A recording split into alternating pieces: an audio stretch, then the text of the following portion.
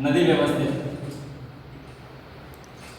ಸ್ನೇಹಿತರೆ, ನಿಮ್ಗೆ ಗೊತ್ತಿದೆ ಭಾರತ ನದಿ ವ್ಯವಸ್ಥೆಯಲ್ಲಿ ಹಲವಾರು ನದಿಗಳಿದಾವು. ಇಲ್ಲಿ ಭಾರತದ ನದಿ ವ್ಯವಸ್ಥೆಯಲ್ಲಿ ಪ್ರಥಮವಾಗಿ ಏನಾಗುತ್ತೆ ನದಿಗಳ ಬಗ್ಗೆ ಚರ್ಚೆ ಮಾಡೋಕೆ ಏನಂತ ಕರೀತಾರೆ. ಈಗ ಎಕ್ಸಾಂಪಲ್ ಗೊತ್ತಿದೆ ನಿಮಗ, ಈಗ ಈ ಸೈನ್ಸ್ ರಿಲೇಟೆಡ್ ಬಂದ್ರೆ ಏನಾಗುತ್ತೆ ಹೃದಯದ ಬಗ್ಗೆ ಚರ್ಚೆ ಮಾಡಕಂತಾರ, ಹೌದಾ? ಇಲ್ಲಿ ಮೆದುಳ ಬಗ್ಗೆ ಚರ್ಚೆ ಮಾಡಕಂತಾರ, ಕ್ಯಾನ್ಸರ್ ಬಗ್ಗೆ ಚರ್ಚೆ ಮಾಡಕಂತಾರ, ಅಧ್ಯಯನ ಮಾಡಕಂತಾರ. ಹಾಗಾಗಿ ಇಲ್ಲಿ ಮಣ್ಣು ಆಗಿರ್ಬೋದು, ನೋಟುಗಳಾಗಿರ್ಬೋದು, ಅದೇ ತರವಾಗಿ ನಮ್ಮ ಭಾರತದ ಏನಾಗುತ್ತಪ್ಪ ನದಿಗಳ ಒಂದು ವ್ಯವಸ್ಥೆ ಬಗ್ಗೆ ನಾವು ಅಧ್ಯಯನ ಮಾಡ್ಬೇಕಾದ್ರೆ ಏನಂತ ಕರೀತಾರೆ ಅಂದ್ರೆ ಕೊಟಮಾಲಜಿ ಅಂತ ಕರೀತಾರೆ. ಕೊಟಮಾಲಜಿ ಎಂದು ಕರೀತಾರೆ. ಹಾಗಾದ್ರೆ ಗೊತ್ತಿದೆ ನಿಮಗ ಭಾರತದಲ್ಲಿ ನದಿಗಳ ಬಗ್ಗೆ, ರಿವರ್ ಬಗ್ಗೆ ನಾವು ಚರ್ಚೆ ಮಾಡಬೇಕಾದ್ರೆ ಏನಂತ ಕರೀತಾರೆ ಅಂತಂದ್ರೆ ಇಲ್ಲಿ ಕೊಟಮಾಲಜಿ ಅಂತ ಕರೀತಾರೆ. ಹಾಗಾದ್ರೆ ಗೊತ್ತಿದೆ ಭಾರತದ ನದಿ ವ್ಯವಸ್ಥೆಗಳನ್ನ ಎರಡು ಭಾಗವಾಗಿ ಮಾಡಿದಾರ. ಒಂದೇನಂತಂದ್ರೆ ಒಂದು ಉತ್ತರ ಭಾರತ ನದಿಗಳನ್ನು ಮಾಡಿದಾರ, ಇನ್ನೊಂದು ಏನಂತ ದಕ್ಷಿಣ ಭಾರತ ನದಿಗಳನ್ನು ಮಾಡಿದಾರ. ಇಲ್ಲಿ ಗೊತ್ತಿದೆ ನಿಮಗ ಉತ್ತರ ಭಾರತದ ನದಿಗಳು ಅಂತಂದ್ರೆ ಉತ್ತರ ಭಾರತದ ನದಿಗಳಂದರೆ ಗೊತ್ತಿದೆ ಒಂದನೇದೇನಾಗುತ್ತೆ ಸಿಂಧೂ ನದಿ ಬರ್ತದೆ. ಒಂದನೇದು ಸಿಂಧೂ ನದಿ. ಎರಡನೇದೇನಾಗುತ್ತೆ ಅಂದ್ರೆ ಗಂಗಾ ನದಿ ಬರ್ತದೆ, ಭಾರತದ ಜೀವ ನದಿ ಅಂತ ಕರೀತಾರೆ, ಹೌದಾ? ಎರಡನೇದೇನಾಗುತ್ತೆ ಅಂದ್ರೆ ಗಂಗಾ ನದಿ. ಮೂರನೇದೇನಾಗುತ್ತೆ ಅಂದ್ರೆ ಬ್ರಹ್ಮಪುತ್ರ ನದಿ. ಬ್ರಹ್ಮಪುತ್ರ ನದಿ. ಹಾಗಾದ್ರೆ ಈಗ ನಾವೇನ್ ಮಾಡೋದಂದ್ರೆ ಇಲ್ಲಿ ಉತ್ತರ ಭಾರತ ನದಿಗಳಂದ್ರೆ ಏನಾಗುತ್ತೆ ಸಿಂಧೂ ನದಿ ಒಂದಿದೆ, ಹೌದಾ? ಗಂಗಾ ನದಿ ಒಂದಿದೆ, ಇನ್ನೊಂದು ಏನಾಗುತ್ತೆ ದಕ್ಷಿಣ ಭಾರತ ಇದೆ, ಒಂದು ಬ್ರಹ್ಮಪುತ್ರ ನದಿ ಇದೆ. ಹಾಗಾದ್ರೆ ಇಲ್ಲಿ ದಕ್ಷಿಣ ಭಾರತ ನದಿಗಳು ಗೊತ್ತಿದೆ ನಿಮಗೆ. ದಕ್ಷಿಣ ಭಾರತ ನದಿಗಳೊಳಗೆ ಏನ್ ಮಾಡ್ತಾರೆ ಇಲ್ಲಿ ಇದು ಬರ್ತಾವ, ಏನ್ ಬರ್ತದೆ ಗಂಗಾ ಬರ್ತದೆ, ಗೋದಾವರಿ ಬರ್ತದೆ, ಸಾರಿ ಗಂಗಾ ಬರಲ್ಲ, ಗೋದಾವರಿ ಬರ್ತದೆ, ಕೃಷ್ಣಾ ಬರ್ತದೆ, ಕಾವೇರಿ ಬರ್ತದೆ. ಇವೇನಾದ್ರು ದಕ್ಷಿಣ ಭಾರತ ನದಿಗಳು ಬರ್ತಾವ. ಇಲ್ಲಿ ದಕ್ಷಿಣ ಭಾರತ ನದಿಗಳು ಬಂದಾಗ ಅಲ್ಲಿ ಏನ್ ಮಾಡ್ತಾರ ಪೂರ್ವ ಭಾರತ ನದಿಗಳು ಗೈಡ್ ಮಾಡ್ತಾರ, ಮತ್ತೆ ದಕ್ಷಿಣ ಭಾರತ ನದಿಗಳು ಸಾರಿ ಪಶ್ಚಿಮ ಭಾರತ ನದಿಗಳು ಗೈಡ್ ಮಾಡ್ತಾರೆ. ಹಾಗಾಗಿ ನಮಗೆ ಏನ್ ತಿಳ್ಕೊಂಡ್ರೆ ಉತ್ತರ ಭಾರತ ನದಿಗಳು ಅಂತ ಏನಂತಾರೆ ಫಸ್ಟ್ ತಿಳ್ಕೊಂಡ್ರೆ ಫಸ್ಟ್ ಏನಾಯ್ತಾರ ಸಿಂಧೂ ನದಿ. ಯಾವ ನದಿ? ಸಿಂಧೂ ನದಿ. ಹಾಗಾದ್ರೆ ಸಿಂಧೂ ನದಿ ಗೊತ್ತಿದೆ ನಿಮಗ. ಇದು ಏನಾಗುತ್ತೆ ಹಿಮಾಲಯ ಪರ್ವತದಲ್ಲಿ ಏನಾಗುತ್ತಂದ್ರೆ ಇದು ಉಗಮಿಸುತ್ತೆ. ಎಲ್ಲಂದ್ರೆ ಹಿಮಾಲಯ ಪರ್ವತದಲ್ಲಿ ಗೊತ್ತಿದೆ ನಿಮಗ. ಇದು ನಮ್ಮ ದೇಶದಲ್ಲಿ ಏನಾಗುತ್ತೆ ಲಡಾಖ್ ಪ್ರಸ್ಥಭೂಮಿ ತಿಳ್ಕೊಂಡು, ಹೌದ್ರಿ? ಲಡಾಖ್ ಇಲ್ಲಿಂದ ಏನಾಗುತ್ತಲ್ಲ ಇಲ್ಲಿಂದ ಮುಖಾಂತರ ಬರೋದಲ್ಲ, ಇದು ಎಲ್ಲಿ ಉಗಮಿಸುತ್ತಂದ್ರೆ ಇದು ಟಿಬೇಟ್ ನ ಕೈಲಾಸ ಪರ್ವತದಲ್ಲಿ ಉಗಮಿಸುತ್ತದೆ. ಇಲ್ಲಿ ಟಿಬೇಟ್ ನ ಏನಾಗುತ್ತೆ ಅಂತಂದ್ರೆ ಟಿಬೇಟ್ ನ ಕೈಲಾಸ ಪರ್ವತದಲ್ಲಿ ಏನಾಗುತ್ತೆ ಅಂದ್ರೆ ಉಗಮಿಸುತ್ತದೆ, ಹೌದಾ? ಹಾಗಾದ್ರೆ ಯಾವ ಒಂದು ಏನಾಗುತ್ತೆ ಟಿಬೇಟ್ ನ ಕೈಲಾಸ ಪರ್ವತದಲ್ಲಿ ಉಗಮಿಸಿ ಏನಾಗುತ್ತೆ ಈ ಟಿಬೇಟ್ ಏನಾಗುತ್ತೆ ಪ್ರಸ್ತುತ ಏನಾಗುತ್ತೆ 6714 ಕಿಲೋಮೀಟರ್ ಏನಾಗುತ್ತೆ ಒಳಗೊಂಡಿರುವ ಒಂದು ಇಲ್ಲಿ ಮಾನಸ ಸರೋವರ ಎಂಬ ಸರೋವರದ ಮುಖಾಂತರ ಏನಾಗುತ್ತೆ ಈ ನದಿ ಉಗಮಿಸುತ್ತೆ. ಯಾವ ನದಿ ಅಂದ್ರೆ ಅದು ಸಿಂಧೂ ನದಿ, ಹೌದಾ? ಪ್ರಾರಂಭದಲ್ಲಿ ಏನಾಗುತ್ತೆ ಇಲ್ಲಿ ಟಿಬೇಟ್ ನ ಕೈಲಾಸ ಪರ್ವತ ಹಿಡ್ಕೊಂಡು ಇದು ಮಾನಸ ಸರೋವರದ ಆ ಒಂದು ಸರೋವರದ ಮುಖಾಂತರ ಏನಾಗುತ್ತೆ ಉಗಮಿಸುತ್ತಾ ನಂತರ ಏನ್ ಮಾಡ್ತಾರೆ ಭಾರತವನ್ನು ಏನ್ ಮಾಡ್ತಾರೆ ಲಡಾಖ್ ಒಂದು ಪ್ರಸ್ಥಭೂಮಿಯಿಂದ, ಹೌದಾ? ಲಡಾಖ್ ಎಂಬ ಒಂದು ಕೇಂದ್ರ ಪ್ರದೇಶದಿಂದ ಇಲ್ಲಿ ಜಾಸ್ಕರ ಸೇನೆ ಮುಖಾಂತರ ನಮ್ಮ ದೇಶಕ್ಕೆ ಎಂಟ್ರಿ ಆಗುತ್ತದೆ. ಯಾವ ಶ್ರೇಣಿ ಅಂದ್ರೆ ಜಾಸ್ಕರ ಸೇನೆ ಮುಖಾಂತರ ನಮ್ಮ ದೇಶದ ಎಂಟ್ರಿ ಆಗಿ ಇಲ್ಲಿ ಲಡಾಖ್ ನ ಏನಾಗುತ್ತೆ ಲೇ ಎಂಬ ಒಂದು ನಗರ ಮುಖಾಂತರ ಹಾದುಕೊಂಡು ನಂತರ ಏನಾಗುತ್ತೆ ಜಮ್ಮು ಕಾಶ್ಮೀರ ಹಿಡ್ಕೊಂಡು ಏನಾಗುತ್ತೆ ನಂಗಾ ಪರ್ವತ. ಯಾವ ಪರ್ವತ ಅಂದ್ರೆ ನಂಗಾ ಎಂಬ ಒಂದು ಪರ್ವತದ ಮುಖಾಂತರ ಅಲ್ಲಿ, ಹೌದಾ? ಅಲ್ಲಿ ಹಾದಿಕೊಂಡು ಹೋಗಿ ಚಿಲ್ಲಾರ ನದಿ ಎಂಬ ಒಂದು ಹಳ್ಳಿ ಎಂಬ ಒಂದು ಹಳ್ಳಿ ಮುಖಾಂತರ ಏನಾಗುತ್ತೆ ಪಾಕಿಸ್ತಾನವನ್ನು ಸೇರುತ್ತದೆ. ಯಾವ ನದಿ? ಇಲ್ಲಿ ನೋಡಬೇಕು ಟಿಬೇಟ್ ನ ಕೈಲಾಸ ಪರ್ವತದಲ್ಲಿ ಏನಾಗುತ್ತೆ ಮಾನಸ ಸರೋವರದಲ್ಲಿ ಉಗಮಿಸಿ ನಂತರ ಏನಾಗುತ್ತೆ ಲಡಾಖ್ ಒಂದು ಏನಾಗುತ್ತೆ ರಾಜ್ಯದ ಮುಖಾಂತರ ಲಡಾಖ್ ಒಂದು ಕೆನಾಲ್ ಮುಖಾಂತರ ಹಾದಿಕೊಂಡು ಜಮ್ಮು ಕಾಶ್ಮೀರದ ನಂಗ ಪರ್ವತ ಮೂಲಕ ಹಾದಿಕೊಂಡು ಇಲ್ಲಿ ಒಂದು ಚಿಲ್ಲಾರ ಎಂಬ ಒಂದು ಹಳ್ಳಿ ಮುಖಾಂತರ ಯಾವ ಒಂದು ದೇಶವನ್ನು ಪ್ರವೇಶಿಸುತ್ತದೆ ಅದು ಪಾಕಿಸ್ತಾನ ಎಂಬ ದೇಶವನ್ನು ಪ್ರವೇಶಿಸುತ್ತಾ. ಹಾಗಾಗಿ ಇಲ್ಲಿ ಪಾಕಿಸ್ತಾನದ ಜೀವ ನದಿ ಎಂದರೆ ಯಾವ ನದಿ ಅಂತಂದ್ರೆ ಅದು ಸಿಂಧೂ ನದಿ. ಯಾವ ನದಿ? ಸಿಂಧೂ ನದಿ ಅಂತ ಹೇಳ್ಬೋದು. ಇಲ್ಲಿ ನೋಡಬಹುದು ಈ ಸಿಂಧೂ ನದಿಯಿಂದ ಏನಾಗುತ್ತೆ ನಗರಗಳು ಅಂತ ಬರ್ತಾವು, ಹೌದಾ? ಸಿಂಧೂ ನದಿ ಎಂಬ ಯಾವ ನಗರದ ಮೇಲೆ ಬರ್ತಾವ ಅಂದ್ರೆ ಇಲ್ಲಿ ಗೊತ್ತಿದೆ ನಿಮಗ. ಇಲ್ಲಿ ಏನಾಗುತ್ತೆ ಲಡಾಖ್ ಐತಿ, ಲಡಾಖ್ ನ ಲೇ ಇದೆ, ಹೌದಾ? ಬುಡೇಪಾಸ್ಟ್ ಅಂತ ಒಂದು ನಗರ ಇದೆ. ನಂತರ ಇನ್ನೊಂದು ಇಂಪಾರ್ಟೆಂಟ್ ಹೈದರಾಬಾದ್ ಅಂತ ಒಂದು ನಗರ ಇದೆ. ಹೈದರಾಬಾದ್ ಏನಾಗುತ್ತೆ ಇದು ತೆಲಂಗಾಣದಲ್ಲಿ ಬರುವಂತ ಹೈದರಾಬಾದ್ ಅಲ್ಲ, ಇದು ಪಾಕಿಸ್ತಾನದಲ್ಲಿ ಬರುವ ಒಂದು ಹೈದರಾಬಾದ್. ಎಕ್ಸಾಮ್ ಕೇಳ್ತಿರ್ತಾರ, ಇದು ಕೇಳಿದ್ರೊಮ್ಮೆ. ಇಲ್ಲಿ ಹೈದರಾಬಾದ್ ಎಂಬ ನಗರ ಇದೆ, ಪಾಕಿಸ್ತಾನದ ಬರುವಂತ ಒಂದು ನಗರ ಇದೆ. ಆ ನಗರ ಯಾವ ನದಿಯ ದಂಡೆ ಮೇಲೆ ಇದೆಯಪ್ಪ ಅಂದ್ರೆ ಅದು ಒಂದು ಸಿಂಧೂ ನದಿಯ ದಂಡೆ ಮೇಲಿದೆ. ಇಲ್ಲಿ ಗೊತ್ತಿದೆ ನಮ್ಗೆ ಹೈದರಾಬಾದ್ ನಮ್ಮ ಇಂಡಿಯಾದಾಗ ಹೈದರಾಬಾದ್ ಕಂಡು ಬರೋದು ಏನಾಗುತ್ತೆ ತೆಲಂಗಾಣದಲ್ಲಿ. ಇದು ಯಾವ ನದಿ ದಂಡೆ ಮೇಲೆ? ಮುನ್ಸಿ ನದಿ ದಂಡೆ ಮೇಲೆ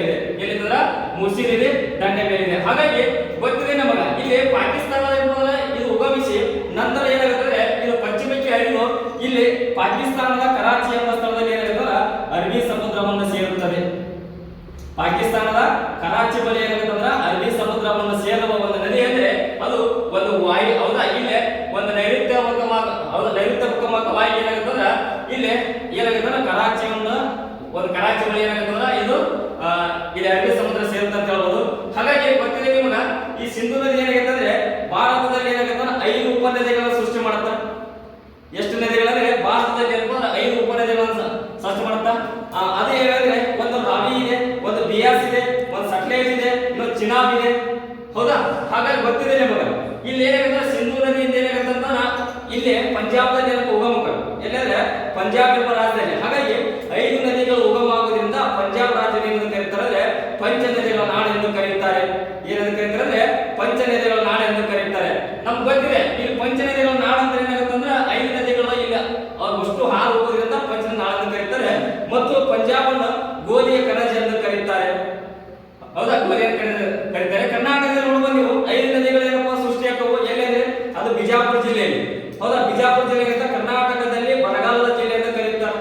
ಅತಿ ಕಡಿಮೆ ಒಂದು ಅರಣ್ಯ ಹೊಂದಿರುವ ಜಿಲ್ಲೆ ಅಂತ ಕರೀತಾರೆ. ಹಾಗಾಗಿ ನಮ್ಗೆ ಇಲ್ಲಿ ಏನಾಗುತ್ತದೆ ಈ ಒಂದು ಸಿಂಧು ನದಿ ಏನಾಗುತ್ತಂದ್ರೆ 5 ಉಪನದಿಗಳಿಂದ ನಮ್ಮ ದೇಶದಲ್ಲಿ ಏನ್ ಮಾಡಿರ್ತಂದ್ರೆ ದೇಶದ ಪಾಕಿಸ್ತಾನ ಒಬ್ಬ ಏನಂತಂದ್ರೆ ಪ್ರಧಾನಮಂತ್ರಿ ಆಗಿರ್ಬೋದು. ಇಲ್ಲಿ ನಮ್ಮ ದೇಶದಲ್ಲಿ ಏನಾಗುತ್ತಂದ್ರೆ ಪ್ರಪ್ರಥಮವಾದ ಒಂದು ಪ್ರಧಾನಮಂತ್ರಿ ಅಂತಂದ್ರೆ ಜವಾಹರ್ಲಾಲ್ ನೆಹರು.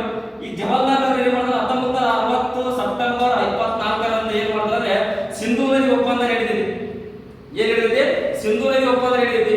ಈ ಸಿಂಧು ನದಿ ಒಪ್ಪಂದ ಏನ್ ಹೇಳಿತ್ತಂದ್ರೆ ಇದು ಪಾಕಿಸ್ತಾನದಲ್ಲಿ ಏನಪ್ಪ ಅಂತಂದ್ರೆ ಇವು ಎಲ್ಲಾ ಜೀವ ನದಿಗಳು ನಮ್ಮ ದೇಶಕ್ಕೆ ಬರ್ಬೇಕಂತ ಒಪ್ಪಂದ ಮಾಡ್ತಾರ.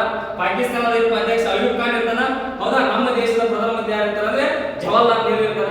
ಹಾಗಾಗಿ ನಮ್ಗೆ ಏನ್ ಮಾಡ್ತಾರೆ ಇಲ್ಲಿ ಗೊತ್ತಿದೆ, ಹೌದಾ? 5 ಏನಾಗುತ್ತಂದ್ರೆ ನದಿಗಳನ್ನು ನೋಡೋಣ ಈಗ 5 ಉಪನದಿಗಳನ್ನು. ಒಂದನೇದು ಏನಾಗುತ್ತಂತಂದ್ರೆ ರಾವಿ ಇದೆ, ಎರಡನೇದು ಏನಾಗುತ್ತಂದ್ರೆ ಬಿಯಾಸ್ ಇದೆ, ಮೂರನೇದು ಏನಾಗುತ್ತಂತಂದ್ರೆ ಜಿಲಂ ಇದೆ, ನಾಲ್ಕನೇದು ಯಾವ್ದಂತಂದ್ರೆ ರಾವಿ, ಬಿಯಾಸ್, ಸಟ್ಲೇಜ್,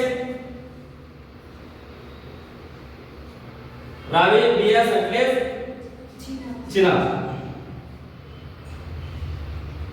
ಇದು ಏನ್ ಮಾಡೋದಂದ್ರ ಒಪ್ಪಂದಗಳು, ಉಪನದಿಗಳು ಎಲ್ಲಂದ್ರೆ ಈ ಸಿಂಧು ನದಿ ಉಪನದಿಗಳು ಇವು ಏನ್ ಮಾಡ್ತಂದ್ರ ಸಂಪೂರ್ಣವಾಗಿ ಏನಾಗುತ್ತೆ ಸಟ್ಲೇಜ್ ನದಿ ಒಂದು ಬಿಟ್ಟು ಏನ್ ಮಾಡ್ತಾವಂದ್ರ ಇಲ್ಲಿ ರಾವಿ ಆಗಿರ್ಬೋದು, ಬಿಯಾಸ್ ಆಗಿರ್ಬೋದು, ಜಿಲಂ ಆಗಿರ್ಬೋದು, ಚಿನಾಬ್ ಆಗಿರ್ಬೋದು ಇವು ನಮ್ಮ ದೇಶದಲ್ಲಿ ಉಗಮಿಸುತ್ತವು. ಆದ್ರೆ ಸಟ್ಲೇಜ್ ಏನಾಗುತ್ತಂದ್ರೆ ನಮ್ಮ ದೇಶದಲ್ಲಿ ಉಗಮಿಸುತ್ತಿಲ್ಲ. ಎಕ್ಸಾಂಪಲ್ ಕೇಳಿದ್ರೆ ಯಾಕಂದ್ರೆ ಈ ಕೆಳಗಿನ ಯಾವ ನದಿಗಳು ನಮ್ಮ ದೇಶದಲ್ಲಿ ಹುಟ್ಟುವುದಿಲ್ಲ ಅಂತಂದ್ರೆ ನಾವ್ ಏನ್ ಮಾಡ್ತೀವಿ ಅಂದ್ರೆ ಒಂದು ಯಾವ್ದಾರ ಇವ್ರು ಕೊಟ್ಟಾಗ ಸಟ್ಲೇಜ್ ನದಿಗಳನ್ನ ಹಾಕಿದ್ರೆ ಮಾತ್ರ ಆನ್ಸರ್ ಬರುತ್ತೆ. ಯಾಕಂದ್ರೆ ಇದು ಕೂಡ ಏನಾಗುತ್ತೆ ನಮ್ಮ ದೇಶದಲ್ಲಿ ಹುಟ್ಟುತ್ತಾ, ಬಿಎಸ್ ಕೂಡ ನಮ್ಮ ದೇಶದಲ್ಲಿ ಹುಟ್ಟುತ್ತಾ, ಹೌದಾ? ಜಿಲಂ ಕೂಡ ನಮ್ಮ ದೇಶದಲ್ಲಿ ಹುಟ್ಟುತ್ತಾ, ಚಿನಾಬ್ ಕೂಡ ನಮ್ಮ ದೇಶದಲ್ಲಿ ಹುಟ್ಟುತ್ತಾ. ಆದ್ರೆ ಇದು ನಮ್ಮ ದೇಶದಲ್ಲಿ ಹುಟ್ಟುವುದಿಲ್ಲ. ಹಾಗಾಗಿ ಇಲ್ಲಿ ಕೆಳಗಿನಲ್ಲಿ ಯಾವ ನದಿ ನಮ್ಮ ದೇಶ ಹುಟ್ಟಿಲ್ಲ ಅಂದ್ರೆ ಇದು ಸಟ್ಲೇಜ್ ನದಿ.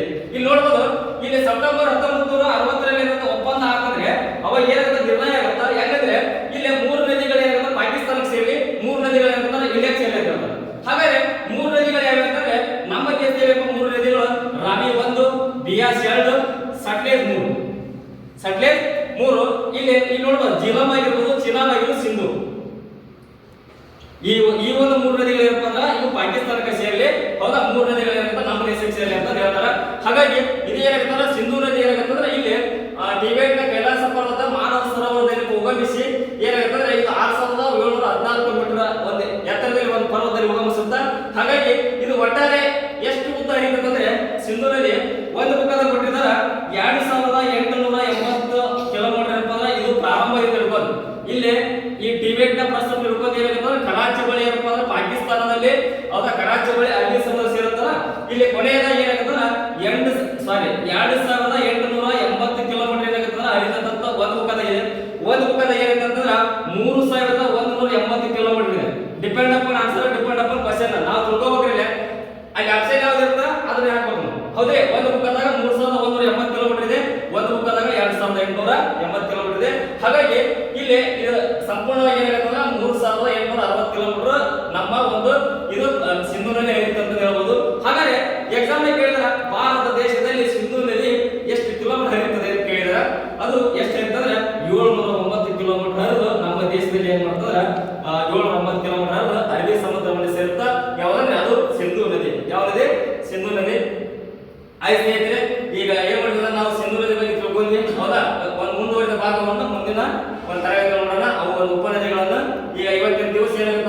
7 ನದಿ ವ್ಯವಸ್ಥೆಗಳಲ್ಲಿ ಪ್ರಥಮವಾಗಿರುವಂತ ಸಿಂಧೂ ನದಿ. ಈ ಸಿಂಧೂ ನದಿ ಏನಾಗುತ್ತೆ ಒಂದು ಅವರ ಚಿಕ್ಕ ಮಾಹಿತಿ ತಿಳ್ಕೊಂಡ್ವಿ. Okay, thank you. ಇನ್ನೂ ಯಾರು ನಮ್ಮ ಒಂದು ಸ್ಪರ್ಧಾ ಸಾಮ್ರಾಜ್ಯ ಸ್ಟಡಿ ಸರ್ಕಲ್ ಏನೋ ಸಬ್ಸ್ಕ್ರೈಬ್ ಆಗಿದಿಲ್ಲ, ಇದು ಸಂಪೂರ್ಣವಾಗಿ ಉಚಿತವಾಗಿರ್ತದೆ, ನಾವು ಕ್ಲಾಸ್ ಅನ್ನು ಕೊಡ್ತಾ ಇದ್ದೀವಿ. ಇನ್ನ ಹೌದಾ, ಕ್ಲಾಸಿಗೆ ಅಂತ ಬರೋದು ವಿದ್ಯಾರ್ಥಿಗಳು